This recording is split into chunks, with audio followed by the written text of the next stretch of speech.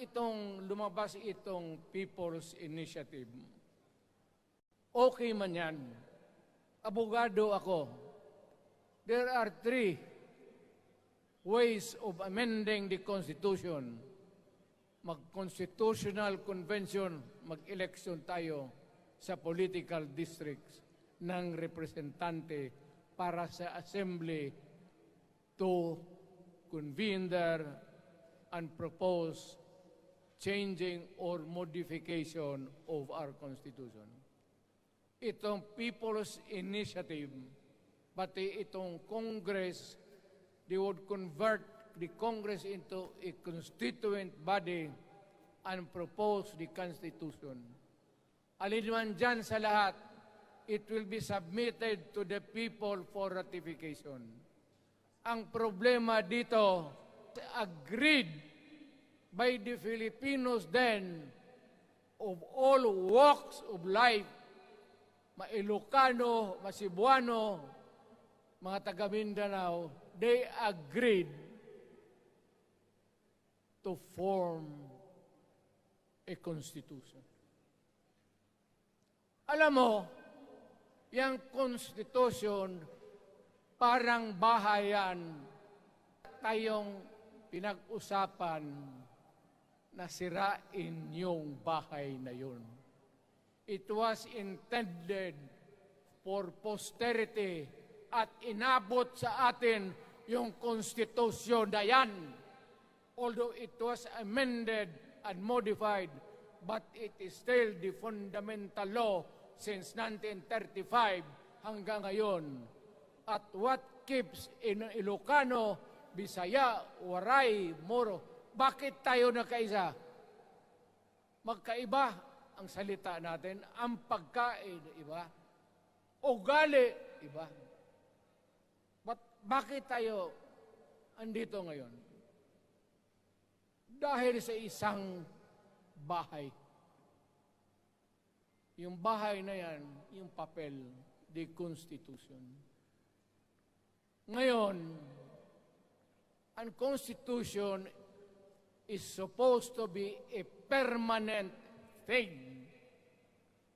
Ang batas na binigay ng Constitution sa Congress, sa lawmakers, they can make laws every day, modify, change it if they want, every week. Okay lang yan.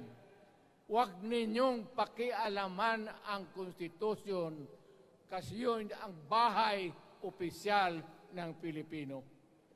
Pumasok sa utak ninyo yung People's Initiative. Wrong with the Constitution right now. The environment in the Philippines seems to be positive, okay. But suddenly, nandito yung People's Initiative. Alam mo, sa umpisa pa lang, nagdududa na ako. Bakit? People's Initiative manggaling sa tao.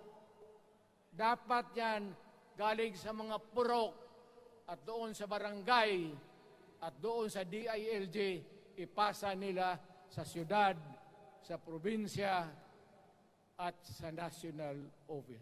Bakit binababoy ninyo ang bayan natin?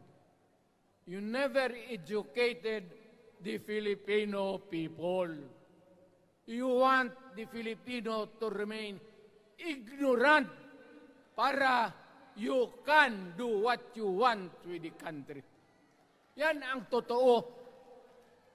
Kasi ginagago ninyo para walang alam ang taong bayan. Well,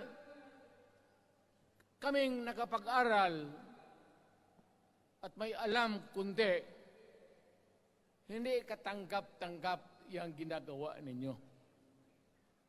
Sa umpisa pa lang, binibili na ninyo yung signature ng Pilipino. Yun ba ang People's Initiative? You know, national, provincial, city, munisipyo, then the barangay. Yan ang echelons ng power sa gobyerno. Moral ako, hindi naman ako ignorante. Bakit ka mag-people's change? Ang problema ninyo, ganito. Hindi pa, pauna. Ang malas ng Pilipinas, every president, almost all, pag naupo na dyan sa Malacanang, walang ginagawa kung mag-isip ang mga putang ina kung paano pahabain ang termino nila. Ang demokrasya may eleksyon. Ang eleksyon is a cleansing process. Gumagalaw yan, huwag mong pigilan. Ngayon, kung ikaw nandyan, naupo ka, you stop the process of governance, hintuin mo, kasi pahabain mo ang termino, gusto mo. Sabi ko nga sa iyo, Mr. President, kaibigan kita, Bingbong. Pag pinilit mo ito, lalabas ka ng Malacanang, kagaya noong panahon na pinalayas kayo. Ganito yung plano. Presidential, tapos parliament. Ang presidential, lahat kayo, ako, ikaw, lahat, hanggang doon, nagboboto, direct vote to elect a president. Itong parliament, prime minister lang ang magboto, yung mga assembly who are the congressmen now. People's initiative does not involve buying the vote or the signature of the Filipino. Presidente, tapos mag-parliament, tumatakbo ng assemblyman o congressman niyan si Sandro, tapos ipasok nila sa assembly, gawain nilang prime minister. Yan nga ang sakit ng Pilipino.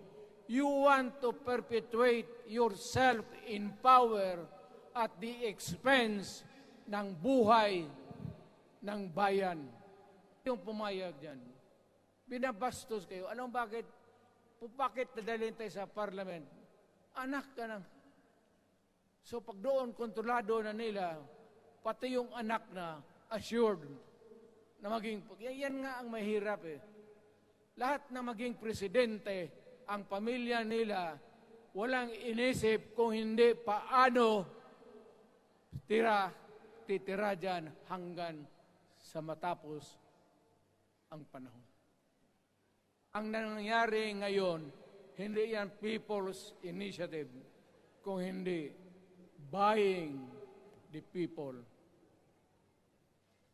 for their signatures. Pag-umpisa pa lang, bayaran na. At maniwala ka ng konstitusyon, lalabas yan maganda. Kung pira-pirahin lang tayo. Nagtawag ka ng Constitutional Convention through People's Initiative or when you open the Constitution, hindi mo pwedeng limitahan ang powers na yan. It's unlimited. Kung ano ang gawain nila at kung ano ang utos ng may pera, kung bayaran sila, ipagbili talaga tayo. Real purpose itong constitutional changes sa People's Initiative is really to perpetuate those who are in power.